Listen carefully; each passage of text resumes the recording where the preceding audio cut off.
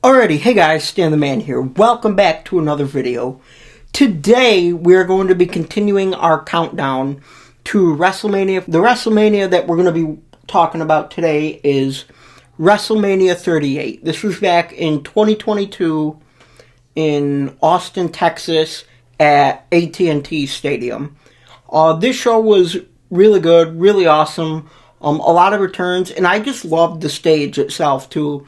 It was basic, but at the same time, it was just so gigantic. It was a giant-ass Texas star, and they'd, walk out underneath it. It was just huge. And this is the same arena where they had WrestleMania 32, where they had, an outrageous, 100,000 fans, or something like that. So it was just huge. You know, any WrestleMania that holds 100,000 people, that's just insane. Both the ones I went to held, 80, but you put freaking 20,000 more people in there, it's just crazy to even think about. So, the first match we're going to jump into is Seth Rollins versus, I don't know. So, basically, the story was Seth Rollins kept losing matches to qualify to go to WrestleMania. He couldn't win important matches. He didn't have anybody to take on. So, basically, they were hyping it up when John Cena was trying to face The Undertaker, but he wasn't getting an answer. So he just kept trying to call people out, win matches, and he just couldn't qualify. And that was kind of the same exact thing here. So Seth Rollins at WrestleMania, comes out, makes his grand entrance, and the lights go out, and we're wondering who it's going to be. I was thinking either The Undertaker or Cody Rhodes. And sure enough, it ends up being Cody Rhodes, the American Nightmare. It's crazier to think this was all the way back in 2022, that Cody's already been here a while. But anyways, it was just awesome. Cody coming out, they had him rise out of the floor. His music was going, same music that he had on the Indies. And I think, myself included, what just made this so shocking is Cody Rhodes, he wasn't an owner, but he was a big part on the board of AEW. I think he did a lot of funding for AEW and got it going on the map. But, apparently Cody Rhodes didn't see eye to eye with Tony Khan, and he ended up leaving AEW. But it was just awesome to see him there, and Seth Rollins was laughing good. They had an amazing, amazing match. You would have thought Cody Rhodes and Seth Rollins had a bunch of matches before this. So many close falls, curb stomps, crossroads, flag splashes off the top rope. Cody Rhodes just looked incredible in there. Seth Rollins and him put on an awesome match. And, in the end, Cody Rhodes got the victory over Seth Rollins. But, I would almost say wrestling-wise, that was probably match of the card. It was just an amazing match. And, the match was so amazing that they had 3 more pay-per-view matches after that where Cody went against Rollins with a torn pec in the Hell in the Cell. Just Seth Rollins and the Cody Rhodes rivalry, what a great way to return back to WWE and have an amazing program/rivalry with someone like Seth Rollins. Okay, the next thing we're going to is Stone Cold Steve Austin versus Kevin Owens. Now, what started this was Kevin Owens was just taunting Steve Austin, basically talking a bunch of shit about Texas, saying you're all just redneck hicks, stupid beer drinkers, your dumb bald-headed ass. Even Owens dressed up as Stone Cold one week on Monday Night Raw, entered the ring as Stone Cold. It was just hilarious. So basically, at WrestleMania, Kevin Owens was having the KO show, basically just, a talk show, like Miz TV. Stone Cold's the guest. And Kevin's basically asking him questions that are insulting, you think you could still kick somebody's ass? You think you would make it this long living here in a stupid state like Texas? So it ended up basically, Owens was like, yeah, I want to challenge your ass to a match.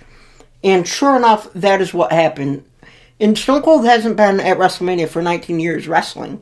So it was definitely a surprise. And Stone Cold looked great in the match. It was crazy. I couldn't believe they were wrestling out in the crowd, and Stone Cold took a backdrop onto the concrete. Just, man, I could not believe it. Owens was just getting his ass kicked by Stone Cold. But, you know, Owens was making Stone Cold look really good. And he was careful with him, too. You know, not that Stone Cold's a bitch, but, you know, he's 60 years old, so... And he retired for a reason because of his neck, so you got to be careful. But it was just awesome. Very physical match. Stone Cold hits the stunner on Owens, beats his ass. And then I remember Vince came down to the ring, Austin Theory, and Stone Cold stunnered Austin Theory and Vince McMahon. You know, it was just a good way to end the night one of WrestleMania.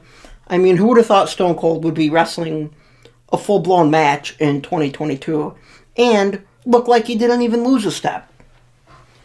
Alrighty, guys, and last but not least, we have Brock Lesnar defending the WWE Championship against Roman Reigns defending the Universal Championship.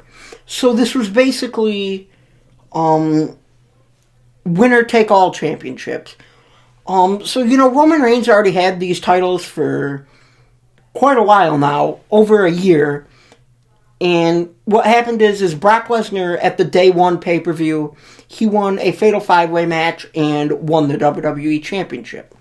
And I believe that year, 2022, he also won the Elimination Chamber. And the winner of the Elimination Chamber also can face the champion. So that's how that went. But this is when Roman Reigns still had the bloodline, the Usos, Solo Sikoa, and stuff like that.